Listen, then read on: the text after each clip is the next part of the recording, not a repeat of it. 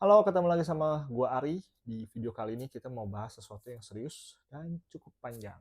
Ini video membahas tentang beda fokus digital marketing antara pemilik bisnis atau pemimpin bisnis dengan pelaksana digital marketing atau pelakunya yang benar-benar melaksanakan teknisnya. Biasanya adalah agency atau freelancer ataupun vendor atau internal tim gitu kan.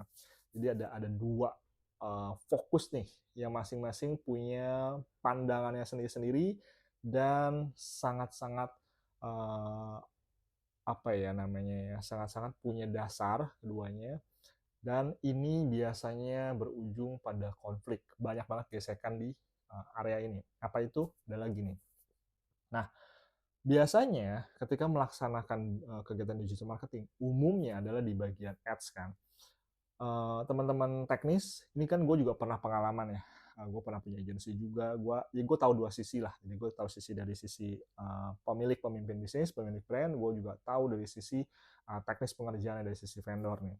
Nah, biasanya kan kalau agensi, freelancer atau vendor atau siapapun yang ngerjain untuk teknisnya, misalkan ads, biasanya kan data yang di-report atau yang dihimpun itu kan adalah engagement, kliknya berapa, komennya berapa, like, share, dan sebagainya terkait dengan engagement gitu kan, view-nya berapa lah kayak gitu-gitu gitu kan.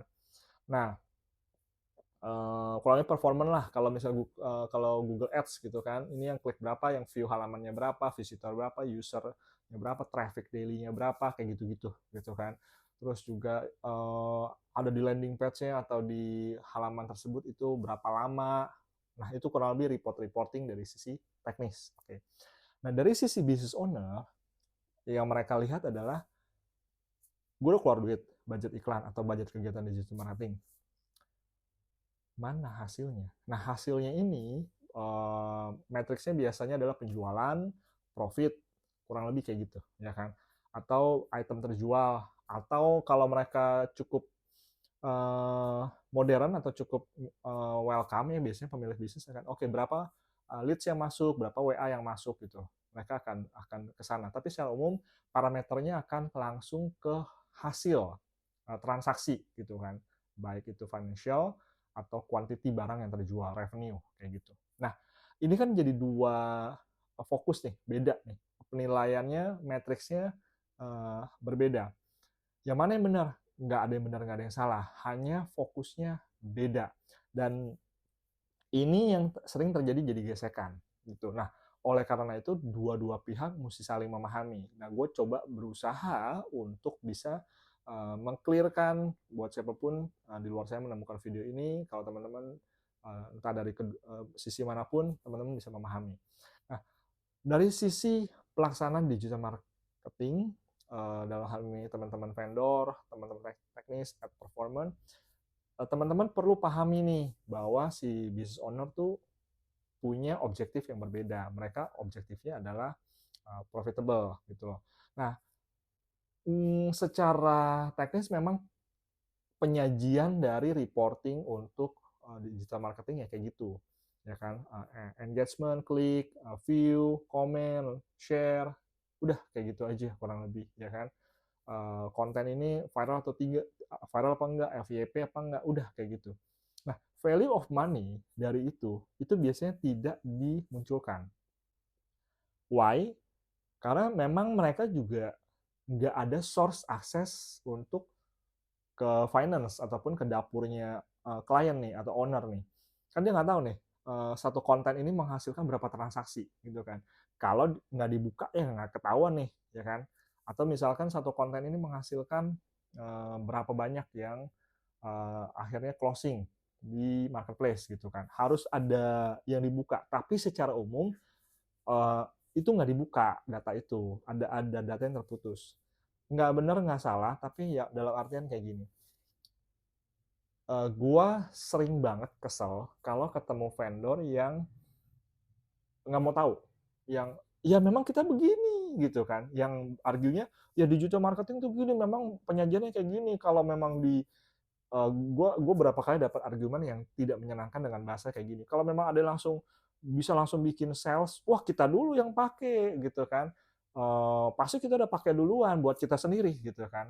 Ngapain buat orang lain, nggak elegan gitu loh, argumen kayak gitu. Ini satu sisi. Nah, dari sisi si pemilik bisnis, teman-teman perlu tahu tahu bahwa pas pengerjaan teknis memang dikerjakan secara seperti itu. Ada informasi berupa data view, data klik, data performance ads, dan lain-lainnya. Nah, untuk menghubungkan, mengetahui, nah teman-teman memang butuh entah orang internal atau orang kayak gue, digital marketer, yang memahami dan diizinkan untuk mengakses data dari kedua pihak, baru bisa membuat analisa atau menyambungkan kedua informasi tersebut. Data penjualan, data revenue, berupa dengan data traffic, konten, performance, kayak gitu.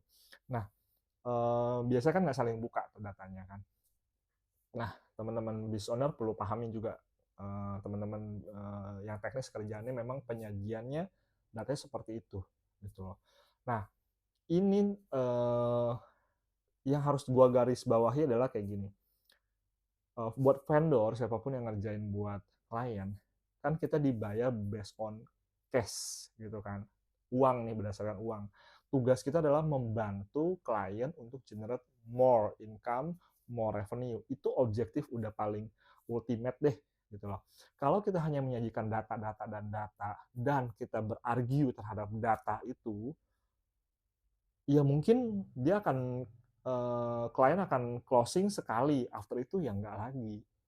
Karena kan kita gini loh, bisnis klien itu berjalan karena ada perputaran bisnis, ada revenue yang berputar, ada proses transaksi jual beli yang terjadi, dia yang memberikan profit.